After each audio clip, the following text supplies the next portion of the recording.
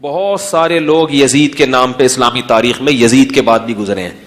بڑے بڑے محدثین ہیں جن کے ناموں میں یزید آتا ہے. بات چل پڑی ہے تو میں چھیڑ دوں یہ موضوع تھوڑا سا. میں نے کچھ دن پہلے ایک بیان کیا ہے کہ یزید کے بارے میں حضرت مفتی تقی عثمانی صاحب کی رائے معتدل ہے. میرے خیال میں ان کی رائے یہ ہے کہ یزید کا حضرت حسین کے قتل میں شریک ہونا یا ان کے حکم پہ قتل کرنا یہ کسی مستند روایت سے ثابت، بولو بھائی، نہیں ہے، ثابت نہیں ہے. اسی طرح یزید کا شرابی، کبابی، یہ سب چیزیں بھی کسی مستند اوتھینٹک روایت سے ثابت نہیں ہے.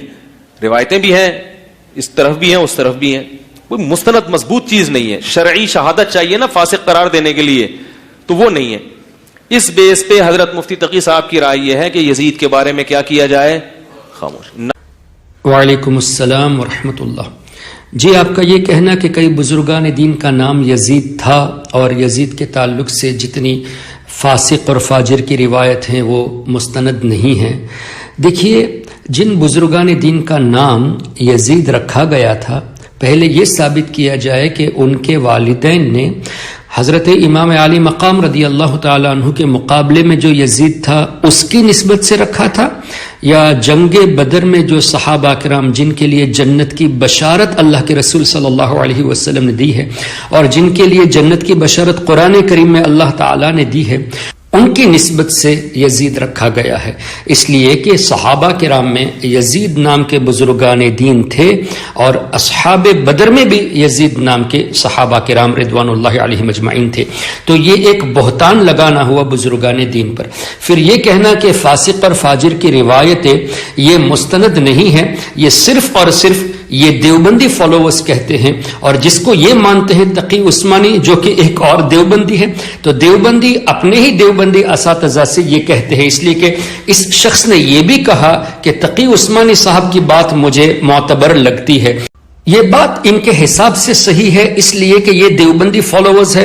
ہم چونکہ اللہ تبارک و تعالیٰ کے نیک بندوں کی اتباع کرنے والے ہیں، سلف الصالحین کے فالوورز ہیں، اور سلف الصالحین نے یزید کے فاسق ہونے پر کلام کیا اور یہ تواتر سے ثابت ہے.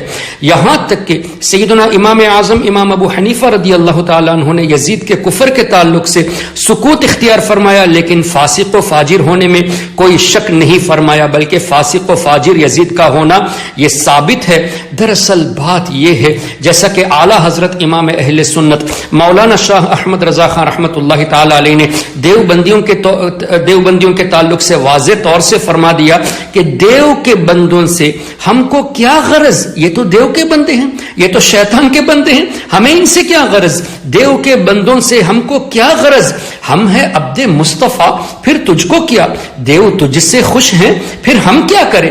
ہم سے راضی ہے خدا، پھر تجھ کو کیا؟ اور اس شخص نے یہ بھی کہا تو یا رسول اللہ کہتے ہیں وہ مشرک ہیں، ان کے پیچھے نمازیں نہیں ہوتی. تو اعلیٰ حضرت نے اس کا بھی بہت خوب جواب عنایت فرمایا.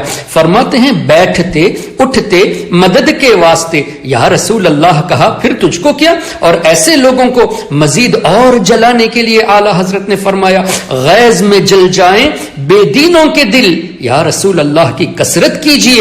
تو یہ دیو کے بندے ہیں، ان سے ہمیں دور رہنا چاہیے. ہاں اگر یہ توبہ کر لیتے ہیں تو ٹھیک ہے، اور اگر نہیں تو اعلیٰ حضرت کا ایک اور شعر یاد آ گیا، تیری دوزخ سے تو کچھ چھینا نہیں، تیری دوزخ سے تو کچھ چھینا نہیں، خلد میں پہنچا رضا، پھر تجھ کو کیا. اور آخر میں یہ بات بھی ذہن نشین کر لے کہ یزید امام علی مقام امام حسین رضی اللہ تعالیٰ عنہ کے مقابلے میں تھا، اہل بیت کے مقابلے میں تھا، اور تم اس حیثیت سے اگر یزید کی تعریف کرتے ہو تو تمہیں یزید مبارک، ہمیں امام علی مقام کی غلامی مبارک. وما علینا الا البلاغ. اگر آپ نے ابھی تک ہمارا چینل سبسکرائب نہیں کیا تو ہمارے چینل کو سبسکرائب کر لیں